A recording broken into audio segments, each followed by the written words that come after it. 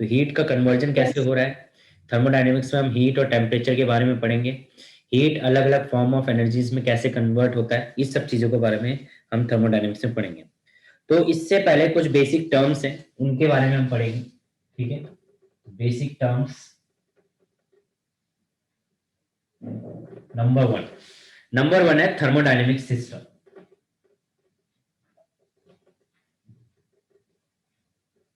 Thermodynamic system, ठीक है। तो थर्मोडायनेमिक सिस्टम क्या है? थर्मोडायनेमिक सिस्टम का मतलब है N assembly of very large number of particles having a certain value of pressure, volume, temperature is called thermodynamic system. तो देखो, हमने चैप्टर 7 में पढ़ा, चैप्टर 7 में थर्मोडायनेमिक सिस्टम का मतलब हमने क्या समझा?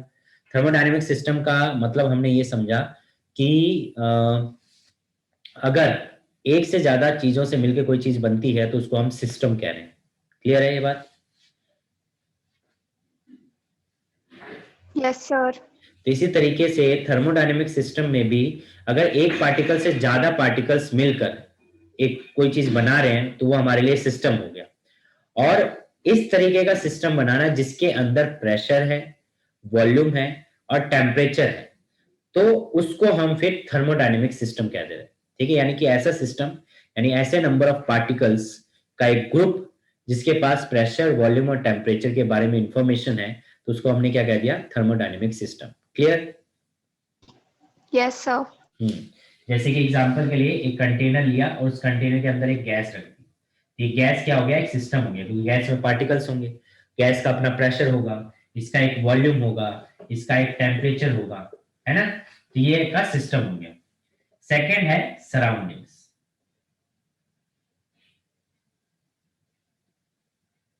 ठीक है, सराउंडिंग्स।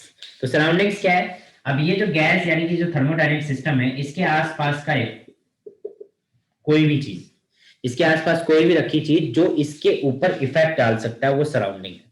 ठीक है, जैसे कि everything outside the system which can have a direct effect on the system is called its surrounding.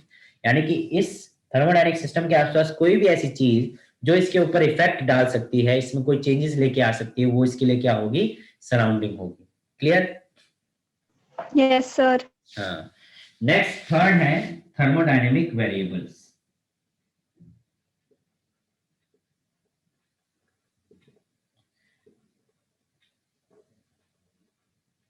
ठीक है, थर्मोडायनेमिक्स वेरिएबल्स। अब थर्मोडायनेमिक्स वेरिएबल्स क्या है? थर्मोडायनेमिक के अंदर प्रेशर, वॉल्यूम एंड टेम्परेचर। ठीक है, इनको हम कहते हैं थर्मोडायनेमिक्स वेरिएबल। यानी कि थर्मोडायनेमिक्स के बारे में जब भी हम स्टडी करेंगे तो इन तीनों को लेके स्टडी करेंगे, प्रेशर, वॉल्यूम एंड टेम्परेचर को लेके। क्लियर? तो इनको हम कहते हैं थर्मोडायनेमिक्स वेरिएबल।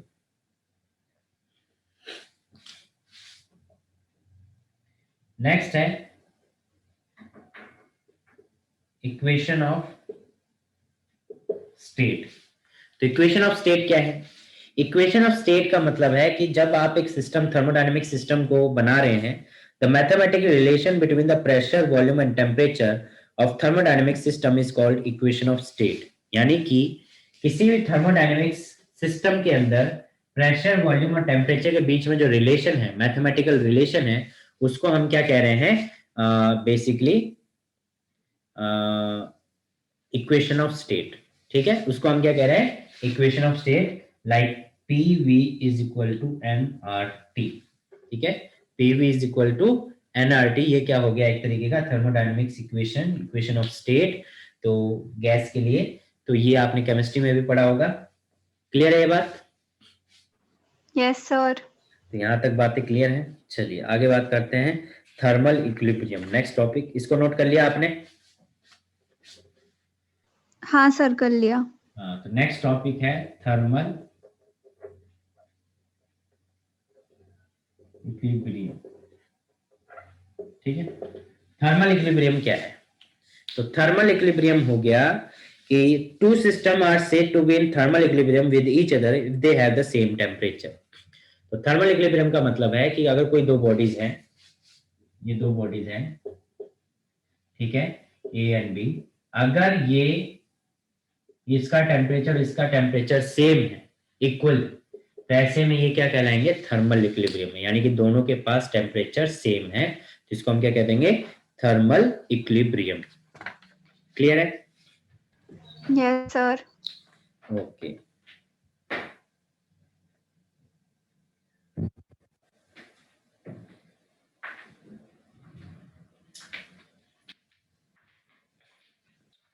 तो अब हम थर्मोडायनेमिक्स के लॉज पढ़ेंगे, ठीक है। तो अब थर्मोडायनेमिक, जैसे अभी हमने पढ़ा कि थर्मोडायनेमिक या थर्मल इक्विलिब्रियम में थर्मोडायनेमिक इक्विलिब्रियम होता है। तो जब थर्मोडायनेमिक इक्विलिब्रियम की हम बात करते हैं, तो थर्मोडायनेमिक इक्विलिब्रियम में बेसिकली होता क्या है कि थर्मोडायनेमिक इक्विलिब्रियम में तीन तरीके की इक्विलिब्रियम हो सकती है, mechanical equilibrium, thermal equilibrium and chemical equilibrium. Thermal equilibrium में क्या हो रहा है कि थर्मल में आप टेम्परेचर की बात कर रहे हो, मैकेनिकल में मैकेनिकल एनर्जी की बात करो, there is unbalance force in its area और between the system and the surrounding, यानी कि मैकेनिकल इक्विलिब्रियम। बेसिकली क्या हुआ कि मैकेनिकल का मतलब हो गया कि उस पर जितने भी फोर्स एक्ट कर रहे हैं वो इक्विलिब्रियम में है, तो वो हो गया मैकेनिकल इक्विलिब्रियम। ठीक है। केमिकल इक्विलिब्रियम यानी कि system does not undergo any spontaneous change in its equilibrium, यानी कि इंटरनल स्ट्रक्चर, यानी कि केमिकल इक्विलिब्रियम, जैसे वाटर है तो वो वाटर ही है, ठीक है, उसमें कोई चेंजेस देखने को नहीं मिल रहा है, तो वो केमिकल इक्विलिब्रियम में। क्लियर है बात? यानी कि जब भी थर्मोडायनेमिक इक्विलिब्रियम की बात हो रही है, तो वहां पे मैकेनिकल इक्विलिब्रियम, थर्मल इक्विलिब्रियम और केमिकल इक्विलिब्रियम तीनों देखने को मिलती। ठीक है। Yes, sir. अब हम पढ़ते हैं लॉज, यानी कि पहला that is zeroth law, zeroth law of thermodynamic.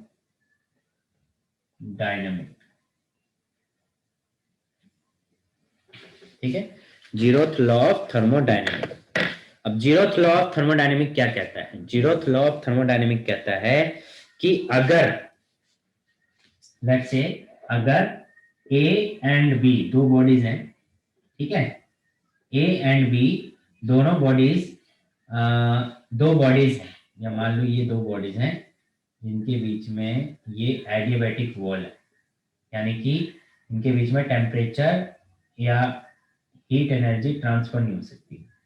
तो इसका मतलब है कि, और ये तीसरी बॉडी है सी।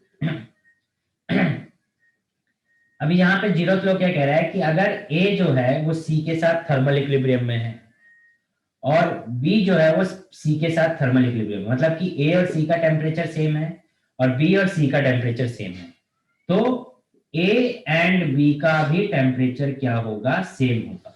समझ में आई बात? Yes, sir. ये तो सिंपल सी मैथमेटिक्स है। अगर A is equal to C, B is equal to C, तो A is equal to B भी होगा, है ना? Yes, sir.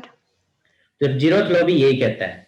जीरोथ लॉ कहता है, it states that if two systems A and B are separately in thermal equilibrium with the third system C, then A and B are also in thermal equilibrium with each other. Clear है बात? Yes, sir. तो ये हो गया thermal equilibrium, यानी zeroth law of thermal equilibrium. यहां तक कोई डाउट अभी तक जो हमने पढ़ा? No, sir. सब क्लियर है अच्छे से? हाँ, sir. ओके, नेक्स्ट बढ़ते हैं कुछ टर्म्स पे, that is heat, internal energy and work. ठीक है, देखो हीट के बारे में हमने अभी प्रीवियस चैप्टर में हमने पढ़ा, थर्मल प्रॉपर्टीज ऑफ मैटर, जिसके अंदर हीट हमने पढ़ा कि हीट क्या है, एक टाइप ऑफ और फॉर्म ऑफ एनर्जी है जो एक बॉडी से दूसरी बॉडी में ट्रांसफर होती है अगर उनके बीच में टेम्परेचर डिफरेंस है तो। क्लियर है बात? यानी कि एक बॉडी का टेम्परेचर दूसरी बॉडी का टेम्परेचर में डिफरेंस है, तो हीट हायर टेम्परेचर से लोअर टेम्परेचर की तरफ फ्लो करेगा, यानी गर्म बॉडी से ठंडी बॉडी की तरफ हीट फ्लो करेगा। ये हमने पढ़ा हीट के बारे में, है ना? It is a type of form of energy. तो इंटरनल एनर्जी क्या होगी, इसको रब कर देते हैं।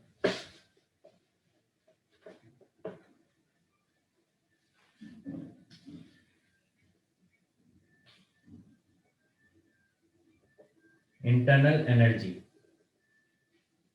ठीक है। तो इंटरनल एनर्जी क्या है? In the internal energy of a system is the sum of molecular kinetic and potential energy in the frame of reference relative to which the centre of mass of system is at rest, ठीक है। यानी कि internal energy basically क्या है कि internal energy किसी भी system के अंदर जो पार्टिकल्स हैं, वो मॉलिक्यूल्स हैं, उनकी जो काइनेटिक एनर्जी है और उनकी जो पोटेंशियल एनर्जी है, उनका सम को हम कह रहे हैं इंटरनल एनर्जी, ठीक है। With relative to centre of mass, यानी सेंटर ऑफ मास जो है, हर बॉडी का हमने सेंटर ऑफ मास पढ़ा है, हर बॉडी का अपना एक सेंटर मास होता है। तो अगर सेंटर ऑफ मास होगा तो उसका भी अपना एक काइनेटिक एनर्जी या रेस्ट पे होगा। तो उसके कंपेयर में, सेंटर ऑफ मास के कंपेयर में जो मॉलिक्यूल है सिस्टम के, उसके जो काइनेटिक एनर्जी और जो पोटेंशियल एनर्जी का सम निकालोगे, वो इंटरनल एनर्जी कहलाएगा। समझ गए? Yes sir. ठीक है।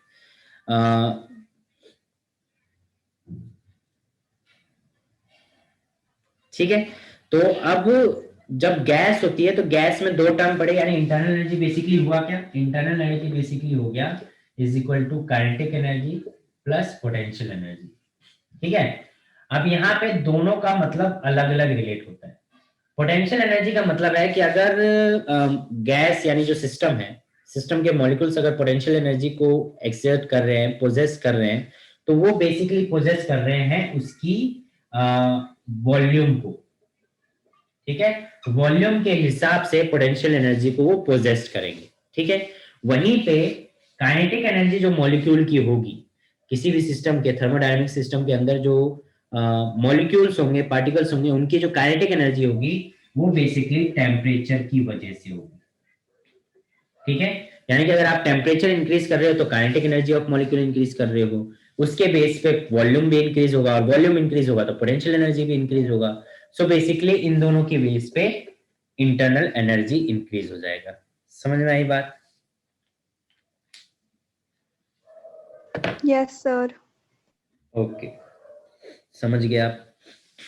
फिर आता है डिफरेंस बिटवीन, अच्छा वर्क की बात हुई है यहाँ पे।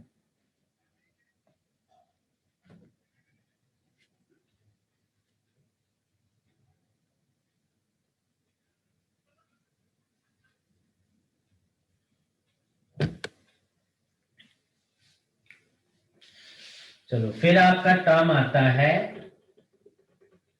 Heat and work. अच्छा बेटा ये बताओ कि वर्क होता क्या है?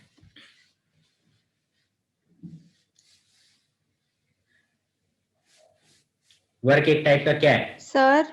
हाँ जी। सर। हाँ जी बोलिए। आपकी वीडियो रुक गई। वीडियो रखी? मेरा कनेक्शन ही अनस्टेबल हो रहा है शायद। अभी ठीक है, चल रही है? हाँ अभी आई है। हाँ। हाँ, तो मैं कह रहा था कि जो वर्क है वो वर्क क्या है, किसे क्या है वो वर्क?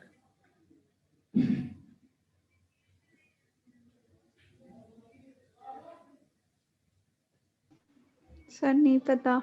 वर्क एक फॉर्म ऑफ एनर्जी है, यानी कि आप वर्क कर रहे हो तो वो एनर्जी ही है ना। वर्क से काइनेटिक एनर्जी निकल रही है, वर्क से पोटेंशियल एनर्जी निकल रही है, तो बेसिकली टाइप ऑफ एनर्जी हो गया।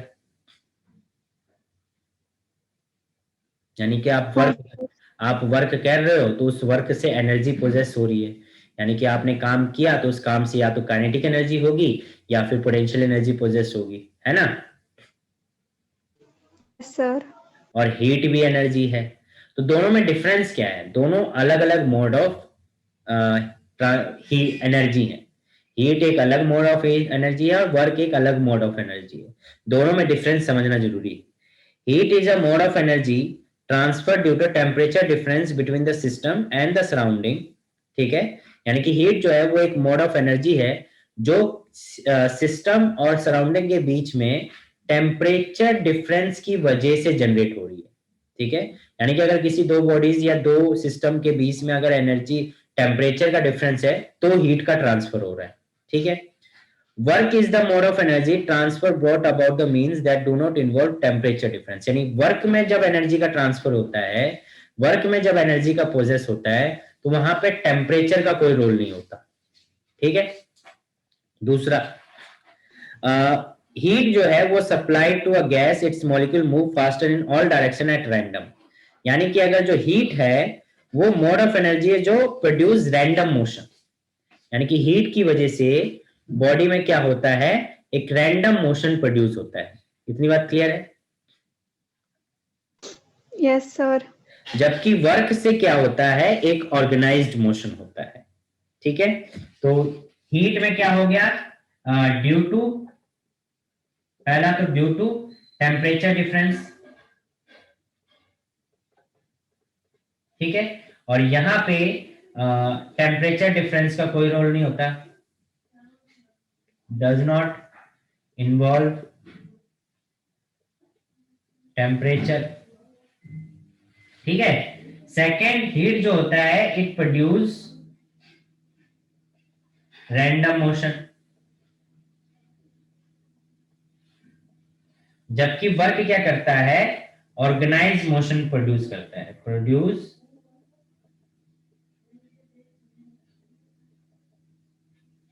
Organised motion. क्लियर है बात?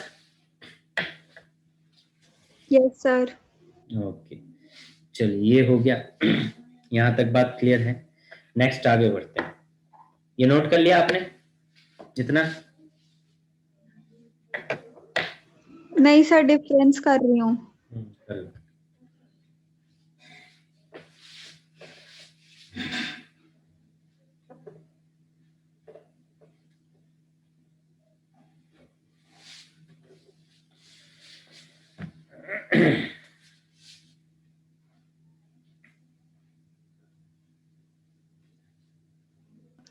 सर आपने वर्क का फर्स्ट पॉइंट क्या लिखा है? Does Does not not? Involve temperature, does not involve temperature.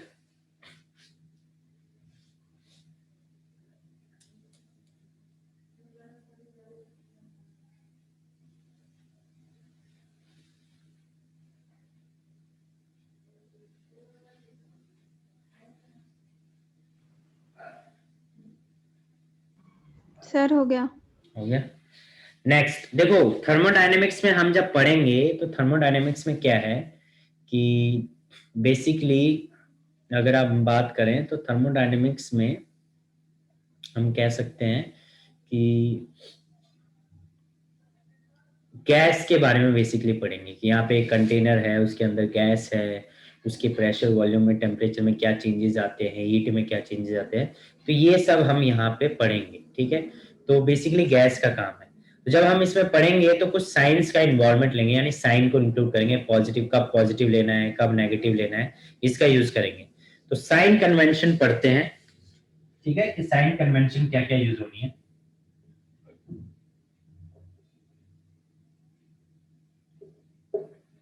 पहला साइन कन्वेंशन है, heat absorbed by system is positive, heat given out by system is negative.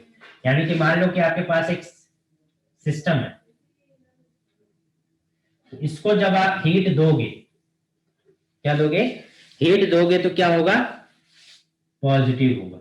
और इसमें से जब हीट निकालोगे Q, तो वो क्या होगा, नेगेटिव होगा। समझ गए? यानी हीट एब्जॉर्ब्ड बाय सिस्टम, यानी जब लेगा एब्जॉर्ब करेगा तो पॉजिटिव, और जब निकालेगा तो वो क्या होगा, नेगेटिव। क्लियर इतनी बात? Yes sir. ठीक है। दूसरा है work done by system, work done by system, यानी जब सिस्टम काम करेगा, ठीक है, जब सिस्टम काम करेगा तो पॉजिटिव, और जब सिस्टम पे काम होगा, जब सिस्टम पे काम होगा तो नेगेटिव। ये बात समझ में आई? हाँ सर। ठीक है।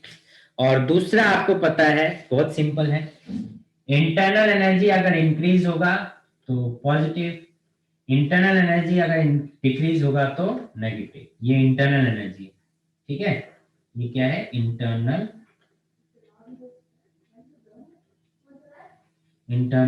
एनर्जी। समझ गए? बहुत सिंपल डायग्राम के बेस पे आपको साइन कन्वेंशन लर्न करवाया है। Heat absorb by system positive, heat given out by system is negative, work done by system positive, work done on the system negative. समझ गए? Increase in internal energy positive, decrease in internal energy negative. Clear है बात? Yes sir. तो इस sir ये लिख लूं? हाँ ये लिख लो, लिख लो। इस साइन कन्वेंशन का यूज होता है, तो इसका ध्यान रखना है आपको।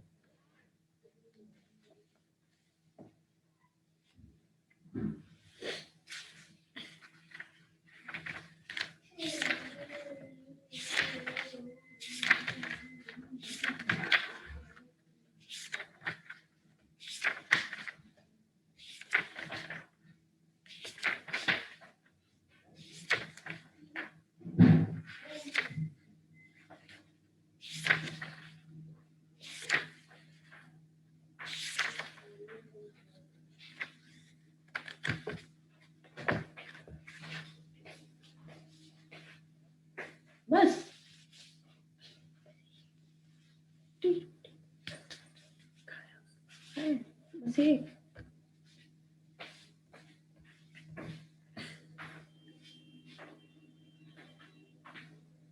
हो गया सर। हो गया? ओके, चलिए। तो अब हम थोड़ा सा डिटेल में पढ़ेंगे थोड़ी सी चीजें। तो डिटेल में पढ़ने के लिए क्या करेंगे कि कुछ डायग्राम्स हैं, क्योंकि मैंने बोला कि यहाँ पे हम गैस के बारे में पढ़ेंगे। कंटेनर में गैस है और उसमें जो चेंजेस देखने को मिल रहे हैं, वो चेंजेस किस तरीके से आप देख पाओगे, वो चीज हम इसके अंदर देखेंगे। ठीक है? वो देखने के लिए आप क्या करोगे,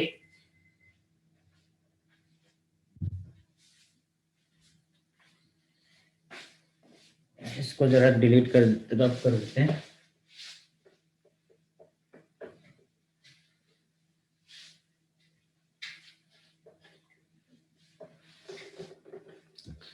ठीक है?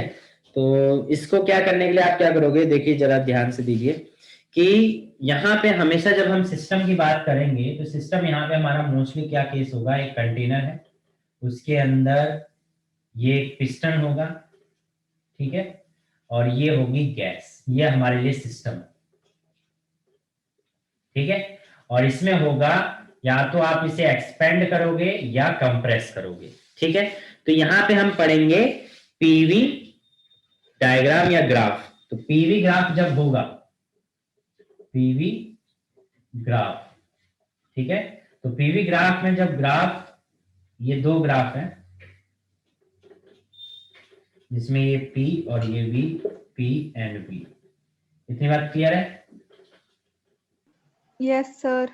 ग्राफ दोनों सेम है, ठीक है। क्योंकि अगर फॉर्मूला आप देखो, PV is equal to NRT। अगर ये कांस्टेंट है तो P is inversely proportional to V। Inversely proportional graph यही होता है, ठीक है। तो ग्राफ ये सेम है। मेरे बनाने में थोड़ा सा आपको अलग लग रहा होगा, मैं थोड़ा इसको सीधा बना देता हूँ, ठीक है। तो P और ये V, क्लियर है? अब इसमें एरो का फर्क है। अगर ये एरो दिख रहा है ऐसे डाउनवर्ड, तो ये है एक्सपेंशन, ठीक है। और अगर ये एरो दिख रहा है तो ये है कंप्रेशन, ठीक है, समझे? Yes sir. हाँ, तो एक्सपेंशन कैसे, देखो प्रेशर डिक्रीज हो रहा है, वॉल्यूम इंक्रीज हो रहा है। तो वॉल्यूम इंक्रीज होने का मतलब ये एक्सपेंड हो रहा है, पिस्टन ऊपर की तरफ जा रहा है ना, तो प्रेशर डिक्रीज होगा। और ऊपर की तरफ एरो का मतलब क्या है कि वॉल्यूम डिक्रीज हो रहा है, प्रेशर इंक्रीज हो रहा है, यानी कि ये पिस्टन नीचे की तरफ आ रहा है। नीचे की तरफ आएगा तो वॉल्यूम डिक्रीज होगा, तो ये डायरेक्शन जो होगी किसकी होगी, कंप्रेशन की होगी। क्लियर है बात? ये ध्यान रखना, यस सर। ये एरो होना चाहिए और ये एरो होना चाहिए। कर लो ड्रॉ, फिर हम आगे बढ़ते हैं।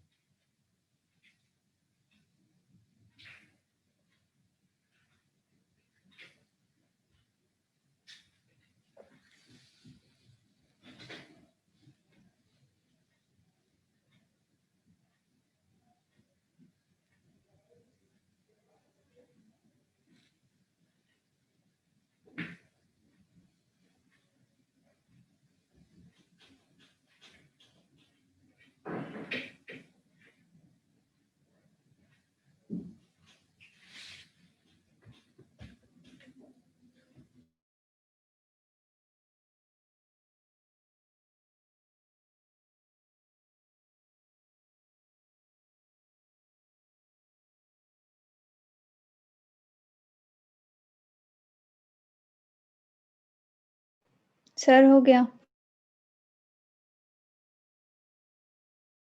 तो हो गया, तो जरा देखें इसको। अब नया टॉपिक लिखिए, work done during expansion. Work done during expansion, यानी कि जब एक्सपेंशन होता है तो उस टाइम पे वर्क डन कितना आता है वो हमें निकालना है। वर्क डन ड्यूरिंग एक्सपेंशन, ठीक है। तो मान लीजिए आपके पास एक कंटेनर है और इस कंटेनर में आपने क्या करा कि गैस रखी थी और पिस्टन को आपने मूव करवा दिया, ठीक है। ये पिस्टन कितना मूव हो गया, dx मूव हो गया ऊपर की तरफ। इतनी बात क्लियर है। Yes sir. और गैस है, क्योंकि इसके अंदर क्या है, गैस है, तो इसके अंदर फोर्स लगाएगा F। और फोर्स क्या होगा, फोर्स अगर आप ध्यान दें कि प्रेशर इज इक्वल टू क्या होता है, फोर्स अपॉन में एरिया। तो फोर्स इज इक्वल टू क्या हो गया, फोर्स इज इक्वल टू क्या हो गया, प्रेशर इनटू एरिया। क्लियर है बात, ये है ना। अगर ये एरिया होगा, यस सर। एरिया ए है, ठीक है, ये अगर एरिया ए है तो इसके ऊपर फोर्स लगेगा, दैट इज पी ए। ये हम यहाँ पे लिख सकते हैं पी ए। तो वर्क डन अगर आप निकालोगे, क्या निकालोगे, वर्क डन अगर आप निकालते हो तो small amount of work done अगर आप निकालोगे, अमाउंट ऑफ वर्क डन निकालोगे, दैट मीन्स डी डब्ल्यू, वो क्या होगा, एफ टी एक्स होगा। डी डब्ल्यू इज इक्वल टू क्या होगा, एफ टी एक्स होगा। तो और एफ इज इक्वल टू क्या है हमारे पास, P into A D X. अब एरिया इंटू डिस्टेंस, ये क्या है, डिस्टेंस यानी हाइट। एरिया इंटू हाइट क्या फॉर्मूला पढ़ा है आपने सिलेंडर का, एरिया इंटू हाइट क्या फॉर्मूला पढ़ा है, pi R square H. Volume, ये पढ़ा है हमने, हाँ सर। याद आया या फिर करवाऊं, हाँ हाँ हाँ सर, याद आ गया। पक्का ना। हाँ सर। हाँ ठीक है, तो एरिया इंटू हाइट वॉल्यूम होता है। तो एरिया ये रहा, हाइट मतलब dx यानी डिस्टेंस हो गया, है ना। तो एरिया इंटू हाइट आपके पास क्या मिल गया, वॉल्यूम, यानी डी डब्ल्यू इज इक्वल टू क्या आ गया, पी डी वी, है ना। Yes sir. तो टोटल वर्क डन क्या आया, total work done in expansion of volume from V1 to V2, है ना। पहले V1 वॉल्यूम था, अभी V2 वॉल्यूम हो गया है। तो V1 से V2 में टोटल वर्क डन क्या आया, वर्क डन का आप इंटीग्रेशन कर दोगे, यानी कि dW, तो टोटल वर्क डन क्या आ गया, और dW की वैल्यू आई है PdV, वॉल्यूम V1 से V2, यानी एक्सपेंशन में फॉर्मूला क्या बन जाएगा ये। क्लियर है बात। Yes sir. तो इसको आप नोट कर लो, यानी कि जब भी आपसे एक्सपेंशन में वर्क डन का फॉर्मूला पूछे तो आपको क्या कर देना है, पीडीवी कर देना है। क्या कर देना है, पी इंटू में प्रेशर इंटू में चेंज इन वॉल्यूम, ठीक है। ठीक है सर। हाँ जी, इसको अब नोट कर लीजिए।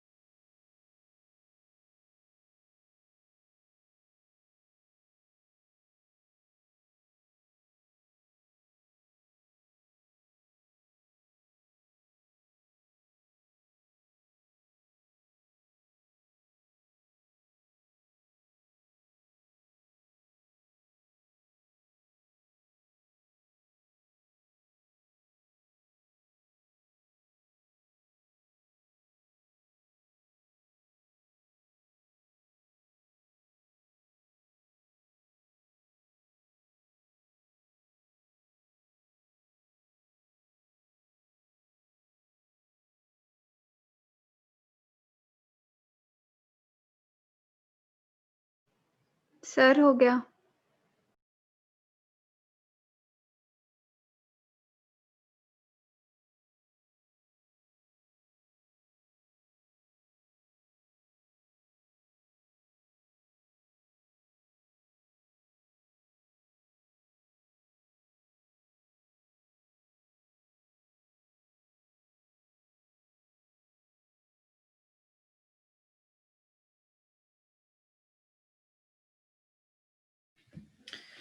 हाँ जी, तो ये हो गया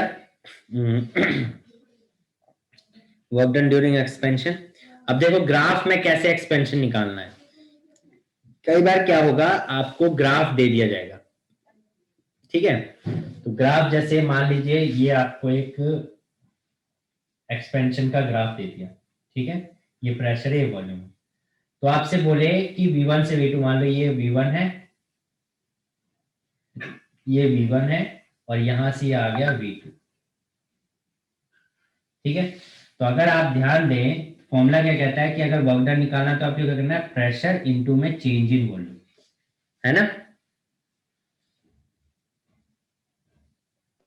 यस सर। तो प्रेशर देखो आपको क्या करना है कि ये प्रेशर इनटू में चेंज इन वॉल्यूम, तो आपको बेसिकली ये एरिया निकालना है। जब भी आपसे वर्क डन करें तो एरिया अंडर द कर्व निकालना है। समझ में आई बात? हाँ सर। सर आपकी वीडियो पॉज हो गई। तो पॉज हो गई, अभी ठीक हो जाएगी, देखो हो गई। हाँ तो वीडियो पॉज नहीं, हाँ तो सर हो गई। तो वर्क डन क्या कहते हैं, निकालना है। अगर आपको ग्राफ दे रखा है वर्क डन निकालना है, तो वर्क डन निकालने के लिए आपको क्या करना पड़ेगा, बेसिकली वर्क डन निकालने के लिए आपको एरिया अंडर जितने का भी एरिया निकालना है उतने का एरिया निकाल देना है, तो आपका क्या आ जाएगा, वर्क डन आ जाएगा।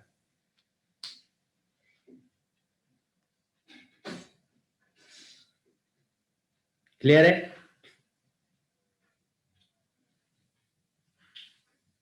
डिस्कनेक्ट हो गई।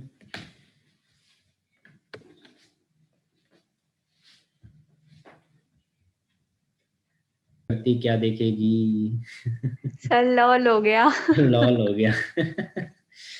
चलो एक बार रिकॉर्डिंग के लिए कर देते हैं, इतना सब कुछ बोला भाई साहब। चलो तो हम करेंगे साइक्लिक प्रोसेस। साइक्लिक प्रोसेस में क्या होता है, साइक्लिक प्रोसेस बेसिकली होता है कि जब कोई सिस्टम अपने एक स्टेट से दूसरे स्टेट में जाता है, फिर वापस अपने इनिशियल स्टेट में आ जाता है, तो उसको हम साइक्लिक स्टेट कहते हैं या साइक्लिक प्रोसेस कहते हैं। तो साइक्लिक प्रोसेस एक ऐसा प्रोसेस है जिसमें वो कई सारे प्रोसेस चेंजेस से होके जाता है और वापस अपने इनिशियल स्टेट में वापस आ जाता है। अब वर्क डन अगर साइक्लिक प्रोसेस का निकालना है तो आपको बस इसके अंदर का एरिया निकाल देना है, यानी एरिया ऑफ साइक्लिक प्रोसेस, यानी कि लूप का, ठीक है। तो हमने एक ये क्वेश्चन करा है जिसमें आपको ये एटीएम और वे लीटर में दे रखा है, जिसमें ये आपको एक ग्राफ दे रखा है साइक्लिक प्रोसेस ABCD। तो आपको इसका वर्क डन निकालने के लिए बोला है। क्योंकि ये साइक्लिक प्रोसेस है तो मैंने बोला कि साइक्लिक प्रोसेस का वर्क डन निकालने का मतलब है उसके बीच का एरिया निकाल देना।